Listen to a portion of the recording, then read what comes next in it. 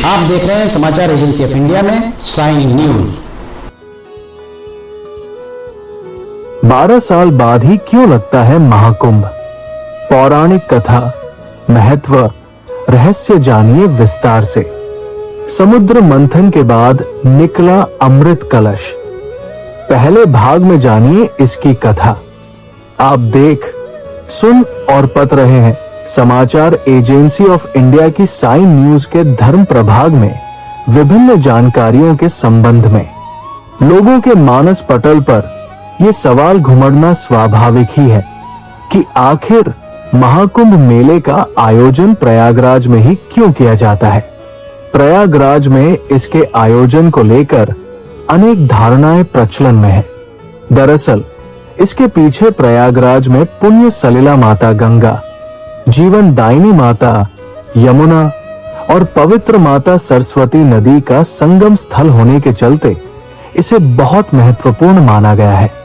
पौराणिक मान्यताओं के अनुसार कुंभ मेले की शुरुआत की कथा समुद्र मंथन से जुड़ी हुई है।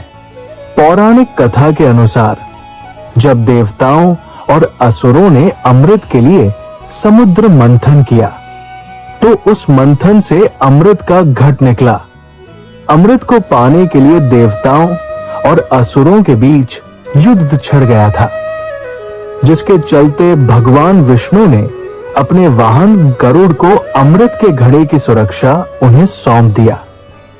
गरुड़ जब अमृत को लेकर उड़ रहे थे तब अमृत के कुछ बूंदे 4 स्थान प्रयागराज, हरिद्वार, उज्जैन और नासिक में गिर गई।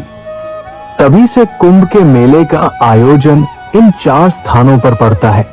जानकारों के अनुसार इस तरह की मान्यता भी है कि देवताओं और असुरों के बीच 12 दिवसीय युद्ध हुआ था, जो मानव वर्षों के लिए 12 साल के बराबर माना गया है। इसलिए हर साल 12 साल में कुंभ का आयोजन होता है। अगर आप भगवान शिव जी, भगवान विष्णु जी एवं भगवान श्री कृष्ण जी की आराधना करते हैं और अगर आप विष्णु जी एवं भगवान कृष्ण जी के भक्त हैं तो कमेंट बॉक्स में ओम नमः शिवाय, जय विष्णु देवा, जय श्री कृष्ण, हरिओम तत्सत, ओम नमो भगवते वासुदेवाय नमः लिखना न भूलिए। प्रयागराज में ही मोक्षदायिनी गंगा, यमुना और सरस्वती नदी का संगम होता है, जिसके कारण ये स्थान अन्य जगहों की तुलना में अधिक महत्वपूर्ण माना जाता है। यहाँ पर सरस्वती नदी विलुप्त हो चुकी है, लेकिन ये पवित्र नदी अभी भी पृथ्वी के धरातल पर बहती है। ऐसा कहा जाता है कि प्रयागराज कलयुग के समय को दर्शाती है कि कलयुग का अंत होने में अभी कितना समय शेष है। इसलिए ऐसा कहा जाता है कि इन तीनों नदियों के संगम में जो व्यक्ति शाही स्नान करता है उसे मृत्यु के बाद मोक्ष की प्राप्ति होती है। इसलिए प्रयागराज में इसकी महत्ता अधिक है। जानकार बताते हैं कि इस तरह की मान्यता है कि मंदराचल पर्वत के द्वारा सागर मंथन से ही इस संसार की संरचना हुई है। ये कथा देवताओं और असुरों, धर्म और अधर्म, प्रकाश और अंधकार के बीच हुए संघर्ष पर आधारित है। ये उस समय की बात है जब अंधकार युग अर्थात कलयुग समाप्ति की ओर था और मनुष्य धर्म परायणता में असफल हो रहा था। उनका अमृत भी महाजल प्रलय में लुप्त हो चुका था, जिसने देवताओं व मनुष्यों को दुर्बल कर दिया था। इस समस्त दृष्टांत पर देवताओं ने चिंतित होकर मेरु पर्वत पर सभा बुलाई व सृष्टि के रचयिता भगवान ब्रह्मा जी से सहायता मांगने का विचार बनाया। ब्रह्मा जी ने कहा, हम सबका प्राणाधार अमृत सागर तल पर कहीं लुप्त हो गया है और जिस प्रकार दूध से मक्खन निकाला जाता है उसी प्रकार दिव्य अमृत को पाने के लिए सागर पानी को मथना पड़ेगा। इसलिए आप सब भगवान विष्णु के पास जाइए, वे आपकी सहायता करेंगे। मान्यता के अनुसार इसके उपरांत देवताओं ने भगवान विष्णु के सहस्त्र नामों का उच्चारण कर उन्हें प्रसन्न किया। प्रसन्न होने पर भगवान विष्णु ने कहा, अमृत देवताओं को पुनर्जीवन देगा, परंतु इस अमृत को प्राप्त करने के लिए देवताओं व असुरों को आपस में सहयोग करके सागर को मथना पड़ेगा। भगवान विष्णु ने भ्रमित हो रहे देवताओं को पुनः आश्वस्त किया कि वे उनमें अपनी आस्था बनाए रखें। नागों के राजा वासुकी ने अपने शरीर को मंदराचल पर्वत के चारों ओर रस्सी की तरह लपेट दिया। इसके पश्चात देवताओं ने राजा वासुकी की पूंछ को और असुरों ने उसके मुख को पकड़कर बारी बारी से आगे पीछे खींचना शुरू किया, जिससे मंदराचल पर्वत मथानी की तरह सागर को मथने लगा। मान्यता के अनुसार लगभग 1000 वर्ष तक सागर को मथने के पश्चात मंदराचल सागर के अथाह गहरे तल को मथता हुआ उसके भीतर जाने लगा। तब श्री हरि भगवान विष्णु ने कूर्म कच्छप का रूप धारण किया, जो आकार में किसी द्वीप के समान था।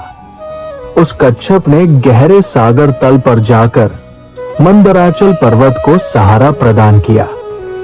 सागर मंथन के समय उसमें से 14 अमूल्य रत्न निकले, जिनमें चंद्र, कौस्तुभ मणि जो भगवान विष्णु के वक्षस्थल का आभूषण है, कल्प वृक्ष, शंख, धनुष, कामधेनु गाय, देवताओं के राजा इंद्र की सवारी ऐरावत हाथी, उच्चश्रवा नामक अश्व, चंद्र का प्रकाश लिए असुरों का राजा बलि, आकर्षक दिव्य अप्सरा रंभा, सुरा देवी वारुणी, कमल धारण किए हुए धन धान्य की देवी लक्ष्मी, जिन्हें तीनों लोकों के स्वामी भगवान विष्णु अपनी शक्ति कहते हैं।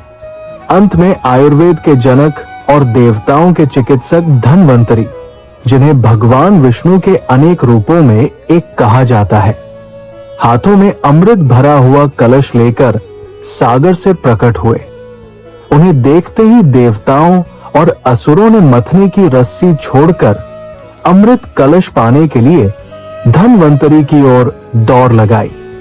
मान्यता के अनुसार देवराज इंद्र ने अपने पुत्र जयंत को निर्देश दिया कि वो अमृत कलश को प्राप्त करके उसकी रक्षा करें। पिता के आदेश के अनुसार जयंत ने कुंभ अमृत कलश को प्राप्त किया और पूरे ब्रह्मांड में दौड़ने लगा।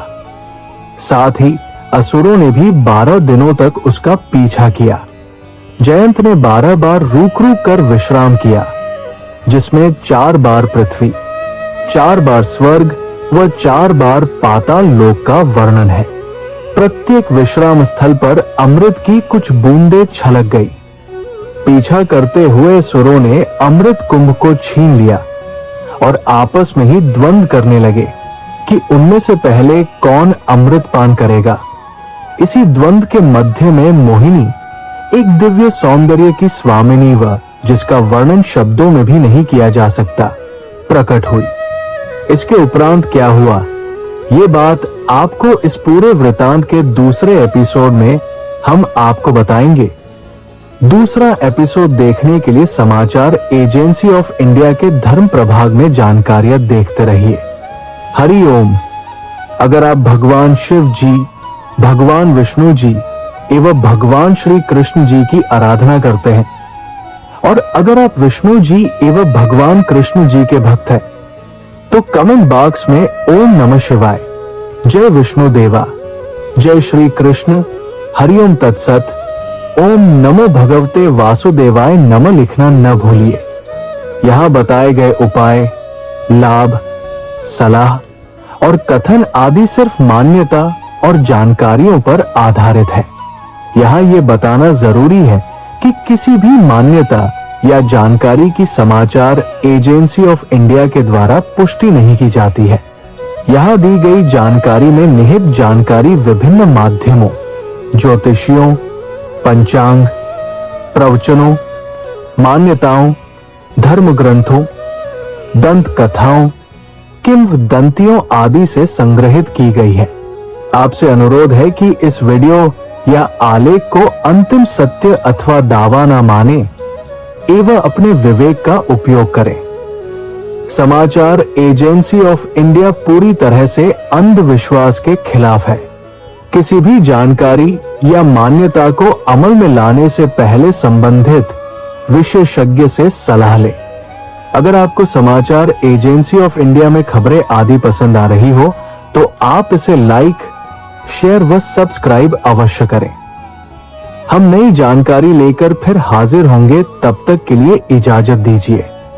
जय हिंद।